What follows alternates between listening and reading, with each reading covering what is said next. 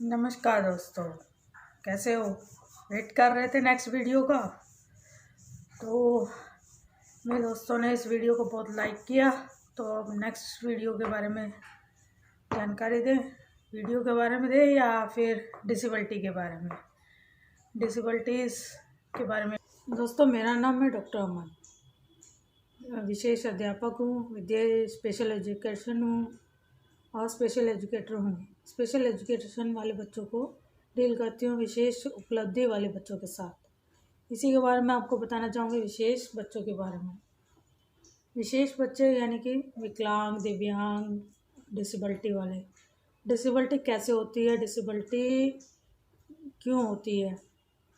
दिव्यांग बच्चे होने का एक मुख्य कारण ये भी है कि अगर उनके परिवार में कोई ऐसा बच्चा पैदा हुआ हो या कोई फैमिली मेम्बर ऐसा हो, जैसे कि माता के नानके दादके में हो, बुआ मासी में हो, या फिर ऐसा कि पिता के उसकी तरफ से जेनेटिक इफ़ेक्ट कहते हैं इसको, जिसमें पिता के उधर से किसी के भी दादके नानके में ऐसा बच्चा पैदा हुआ हो, तो वो जेनेटिक इफ़ेक्ट कहलाता है। वो 80% चांस होता है कि जो बच्चा पैदा हो रहा है तो उसको उसमें आ सकती है ये डिसेबिलिटी।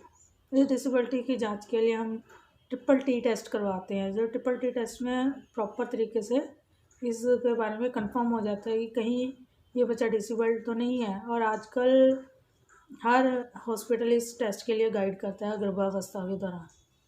दोस्तों, अगर डिलीवरी के बाद यानी कि डिलीवरी के बाद बच्चा पैदा हो जाता है, होने के बाद उसको हफ्ते के अंदर अंदर कोई किसी प्रकार का बुखार आ जाता है, टाइफाइड वगैरह, या जॉन्डिस आता है। मेन तो जॉन्डिस है। जॉन्डिस यानी पीलिया तरह की बीमारी आने की वजह से बच्चों के शारीरिक रूप से इफ़ेक्ट कर जाता है। इससे क्या होता है, बच्चा विकलांग पैदा होता है, विकलांग हो जाता है, या उसका शारीरिक कोई ना कोई अंग इफ़ेक्ट कर जाता है।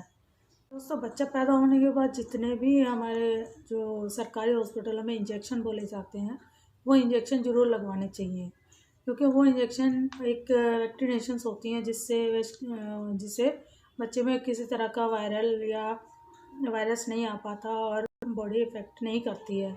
इसीलिए आपको सरकारी हॉस्पिटल में जितने भी इंजेक्शन बोले जाते हैं बच्चे के लिए, वो पूरे के पूरे 9 साल तक कंप्लीट करवाने चाहिए। अगर आप 9 साल तक वो इंजेक्शन कंप्लीट नहीं करवाते तो उसके दौरान आपके बच्चे में दिव्यांगता आ सकती है, विकलांगता आ सकती है, डिसेबिलिटी हो सकती है। इन सब कारणों को देखते हुए आप लोगों को देना चाहिए। हाँ, एक और मैसेज देना चाहूँगी, जैसे कि आजकल प्राइवेट हॉस्पिटल्स में जाते हैं तो हमारे हेपेटाइटिस बी, ये फलाना, ब्रेन के लिए एम टेक M2 इंजेक्शन्स वगैरह देते हैं। ये नहीं देने चाहिए, क्योंकि जितनी ज़्यादा वैक्सीनेशन हमारे अंदर जाएगी उतना ज़्यादा वो हमारे लिए नुकसान करेगी।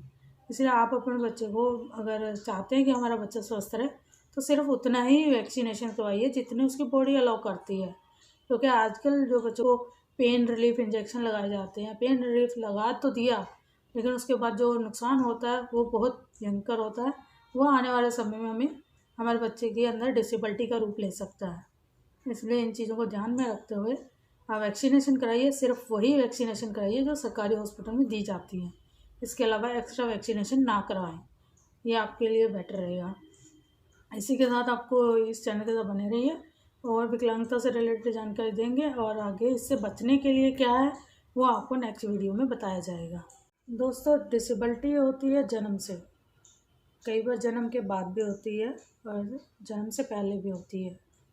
जन्म से पहले जब महिला गर्भावस्था में होती है, गर्भावस्था के दौरान उसके साथ कोई इंसिडेंट हो जाए, एक्सीडेंट हो जाता है, तब भी ये डिसेबिलिटी हो सकती है।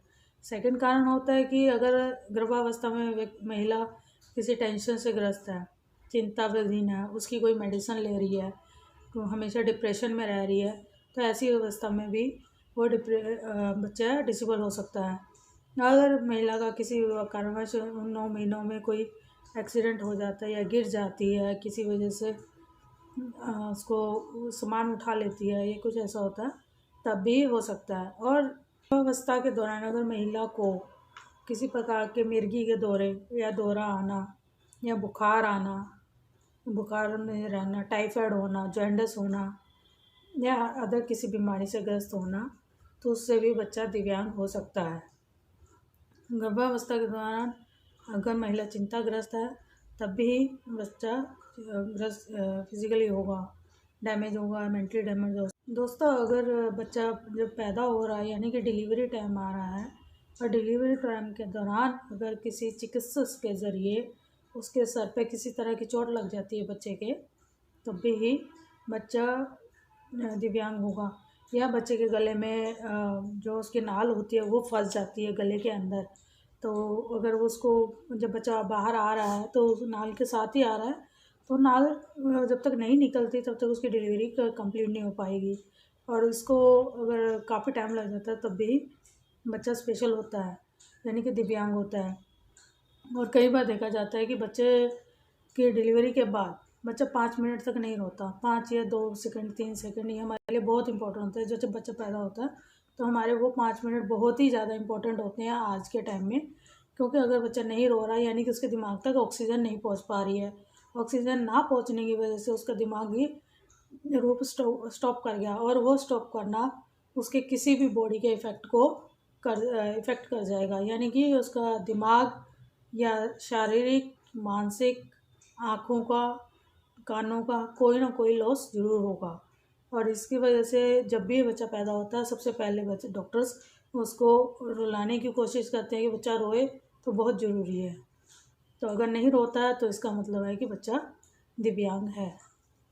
दोस्तों, बच्चे के पैदा होने के बाद अगर उसके दिमाग पे किसी तरह की चोट लग जाती है, खेलते खेलते चोट लग जाती है, बेड से गिर जाता है, तब भी वो दिव्यांग रूप से ग्रस्त हो सकता है। इसीलिए हमेशा सावधानी रखनी चाहिए कि बचपन में बच्चा सर के बल ना गिरे, हमेशा उसके सर को हमें बचा के रखना है।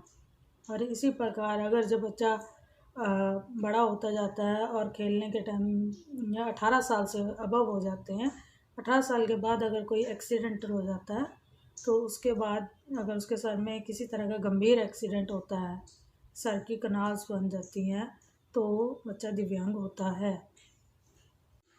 दोस्तों, एक बात का और ध्यान रखिएगा, जैसे कि हम अपने रिलेशनशिप यानी कि शादी ब्याह करते हैं, शादी अगर हम करते हैं तो हम अपनी रिश्तेदारी में ना करें, यानी कि भाई बहन या ब्लड रिलेशन में ना करें।